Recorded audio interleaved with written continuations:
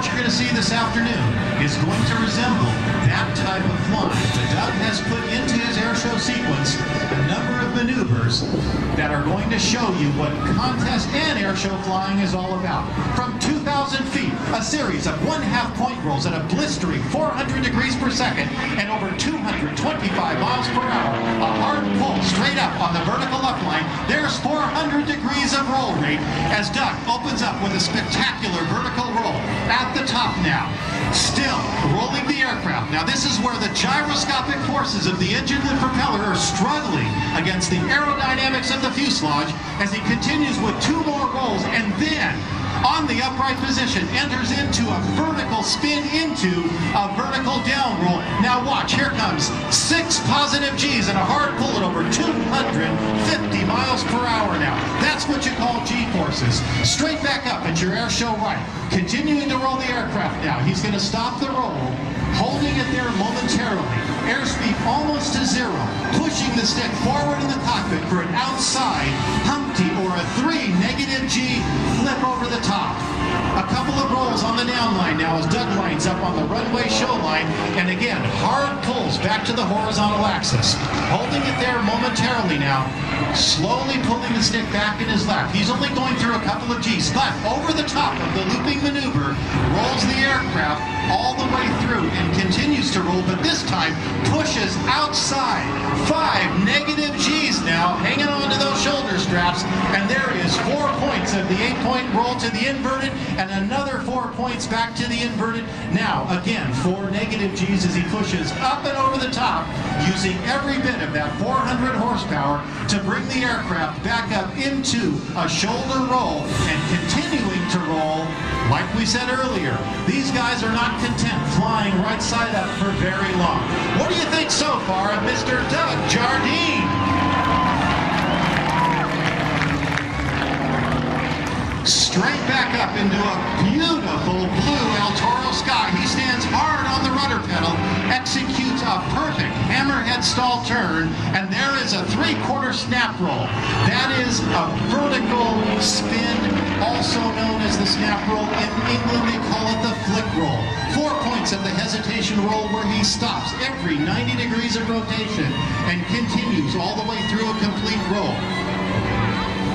Over the top now in 5/8 of a loop, gets back to the upright. There's 2 points of a 4-point roll, continuing to roll, stopping every 180 degrees of rotation on the backside of 5/8 of a loop now at the airshow center stage, momentarily holding it horizontal now, pulling very gracefully over the top and continuing to roll, this time continuing to push outside and finishing a vertical 8 over the top now.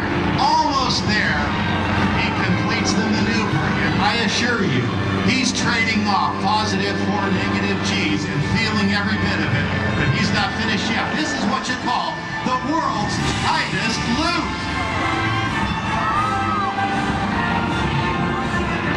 1.5 snaps on the down line as he lines right back up with the airshow center line and pulls back to the horizontal axis. You will notice now, through each of these maneuvers, he is flying a perfect horizontal 45-degree and 90-degree line of flight all the way through this demonstration. The airplane capable of flying as slow as 60 miles per hour, and he reaches almost that speed before he slightly and gracefully half rolls the aircraft and comes down the backside of the split S.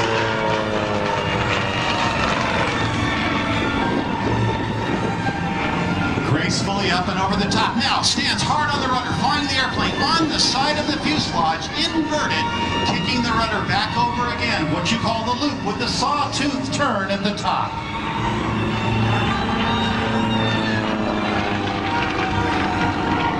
On the rear of any aircraft are what you call the empennage, the vertical tail and the horizontal tail, and on most airplanes the fixed portion, which is known as the horizontal stabilizer, and the rudder usually make up about 75% of the surface area, but on the Sukhoi, the fixed positions are the smaller of the surfaces, with the rudder and the elevator being much, much larger, which enable this airplane to perform so well at the very low speeds as well as the high speeds that the airplane flies. Now, a quarter roll as he pulls close to the upright on the side of the fuselage. Again, sliding the aircraft, still rolling now, running out of airspeed. That indicator is going to reach just about zero, but he's going to let the nose fall through the horizon, but not before he hangs it on the propeller and 400 horsepower.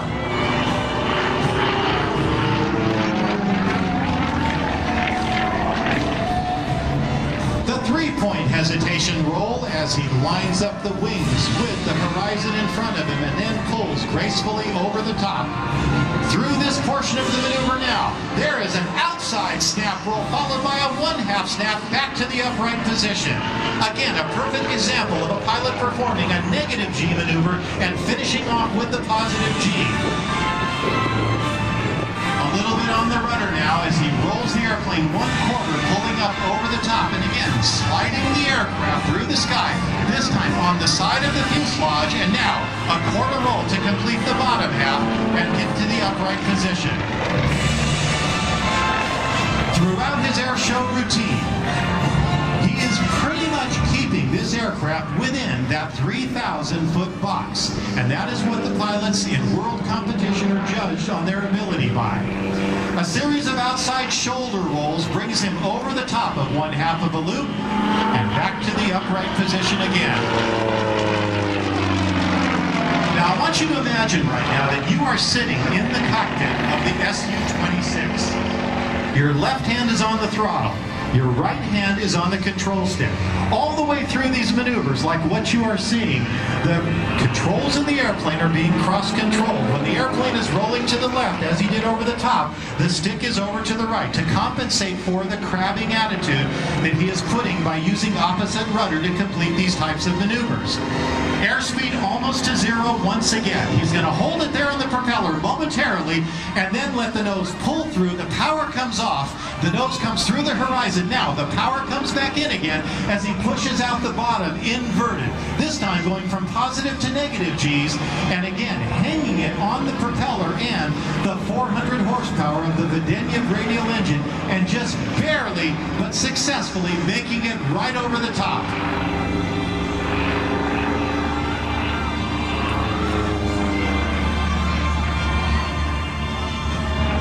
And yes, ladies and gentlemen, he's having fun. Now what you're watching up here is a great many years of practice and dedication, and it really is fun, but I gotta tell you, please, don't try these maneuvers at home. But if you want to find out what aerobatic flying is all about, Doug Jardine's the guy to talk to as he slows the aircraft down below its published minimum controllable airspeed, barely more than about 40 miles per hour. But listen to the power. He's hanging on the prop and the engine in slow flight, ladies and gentlemen, Mr. Doug Jardine.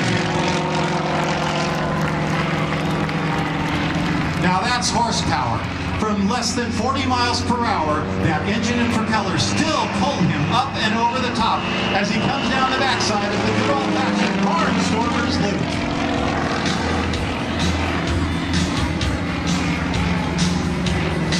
There's a little bit of rudder authority. Hard on the left rudder for a big, graceful hammerhead turnaround. We also like to call that the crop duster turn. There's 1 and 2 and 3 points of the hesitation aileron roll. The propeller clawing its way back up into a beautiful blue evening sky, up and over the top for another split S, and that's one half of a loop coming down the backside to finish on the bottom. Holding it on the horizontal axis there momentarily. Now, this is pilot control coordination, going through a rolling 180-degree turnaround while he continues to roll the airplane all the way through. Ladies and gentlemen, that is exactly the kind of world-level aerobatic maneuver that our pilots are judged by. From your air show left, ladies and gentlemen, one more pass before Doug comes back in. Doug Jardine in the knife-edge flight of the magnificent Sukhoi Su-26.